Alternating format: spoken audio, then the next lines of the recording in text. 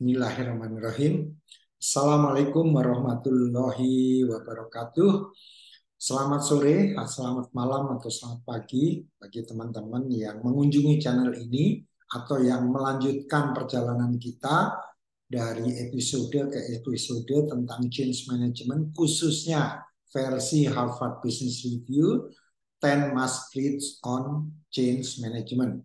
Kali ini kita masuk ke episode yang ke-8 ya teman-teman, di mana di dalam episode ke-8 ini judulnya cukup spektakuler ya. Cracking the Code of Change. Wah, keren banget ya. Tapi intinya ada dua teori yang nanti akan kita bahas, dan kalau diperlukan, saya bisa minta nanti elaborasi ya. Tentu bukan di sini, di episode lainnya membahas tentang dua teori ini lebih rinci lagi karena itu merupakan gabungan dari pengalaman saya juga. Jadi saya bisa cerita panjang di situ. Nah, kita kembali ke buku dulu karena memang ini kita sedang membedah buku ya, chapter by chapter atau bab demi bab. Dan kita sudah sampai ke bab yang ke-8 yang ditulis oleh Michael Beer dan Nitin Nohria. Ya, jadi ini merupakan suatu hal yang menarik untuk kita bahas. Pertama adalah ini diawali dengan suatu fakta bahwa 70% dari inisiatif perubahan itu gagal. Ya, jadi ini merupakan hal yang perlu disikapi. Bahkan McKinsey juga mengatakan ini. Mengapa? Karena memang kebanyakan manajer itu pada saat melakukan perubahan, itu mereka sibuk atau disibukkan dengan metode mana yang tepat.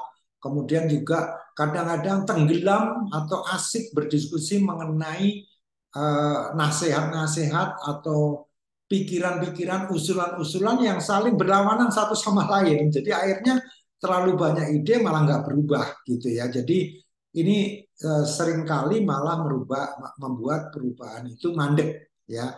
Dan upaya-upaya perubahan itu pada dasarnya juga kombinasi dari antara human sama ekonomi ya. Jadi beberapa perusahaan mengkombinasikan ini, atau ada juga yang langsung memisahkan dalam diskusinya mereka, dalam ininya mereka ya, kegiatannya mereka untuk melakukan perubahan itu. Nah, ini kita masuk kepada dua teori ya. Jadi bagaimana supaya perubahan itu berhasil? Pertama adalah teori E. Ya, teori E itu singkatan sebetulnya, yaitu lebih menitik beratkan pada aspek ekonomis. Jadi aspek manusianya dalam tanda petik diabaikan. Ya, ya tentu diabaikan itu bukan berarti tidak dihargai. Yang penting andaikan suatu kejadian itu terjadi dan merugikan perusahaan dan harus PHK, ya di PHK aja ya, nggak usah lagi mempertimbangkan kasihan dan sebagainya. Pokoknya PHK supaya apa? Supaya kita kembali back on track ya. Jadi ini contohnya ada di Dunlop, yaitu mem-fire 11.000 orang yang bekerja di Scott Paper ya, 11.000 loh ya. Dan kemudian beberapa unit usahanya dijual. Sehingga apa?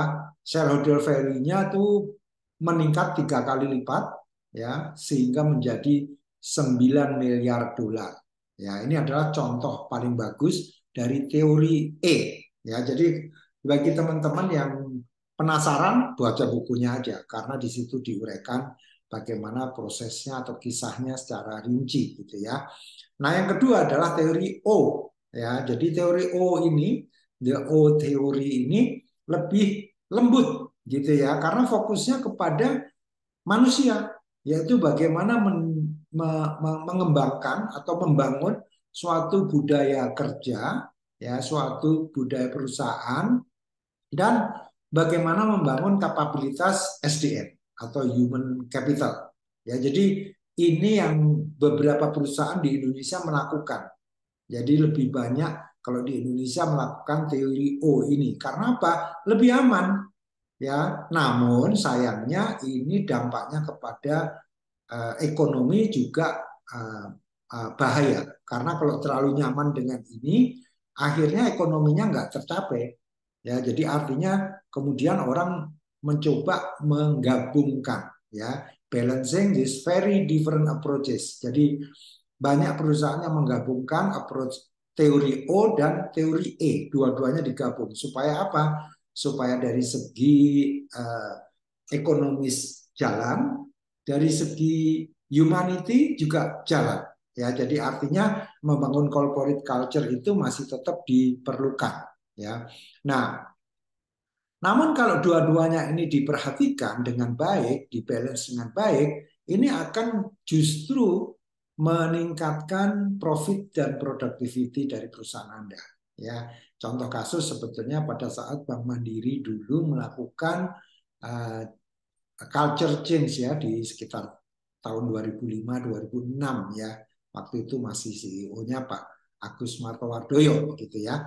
Nah, kemudian contohnya apa? Nah, kalau di buku, karena kita membicarakan buku ya, itu ada sebuah grocery chain atau perusahaan retail, Asda namanya, yang sudah mendekati bangkrut sebetulnya.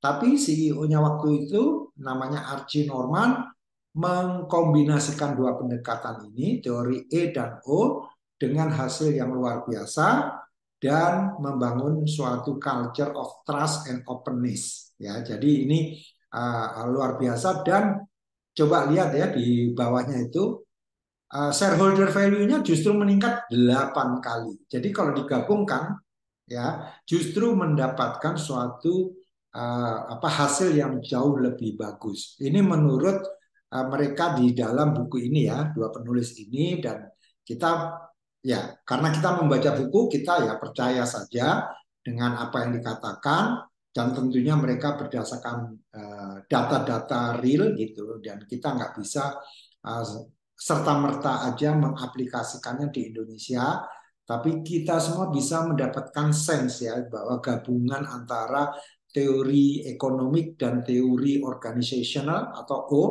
itu memang sepertinya lebih manusiawi ya. Di satu sisi kita membangun aspek humanity-nya, tapi jangan lupa kita punya bisnis, kita punya numbers ya. Namanya bisnis di mana-mana pasti ukurannya adalah uang, nggak mungkin tidak.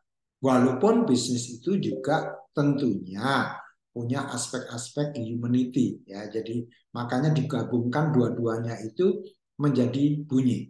Nah, nanti sekali lagi karena ini mengenai buku, jadi kalau teman-teman pengen melihat kasus ASDA tadi, ESDA ya, silakan aja baca di bukunya dan ada tabulasinya.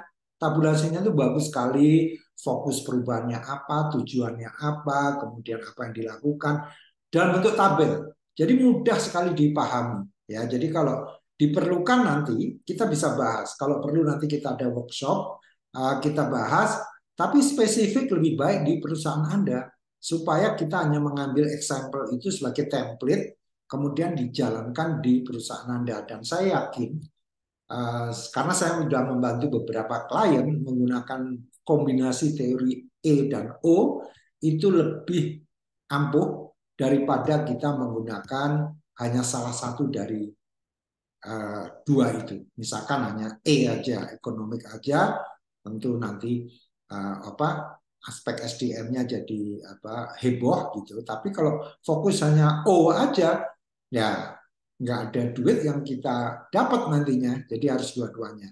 Demikian teman-teman.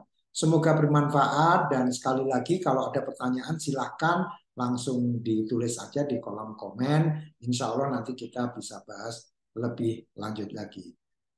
Semoga bermanfaat. Wassalamualaikum warahmatullahi wabarakatuh.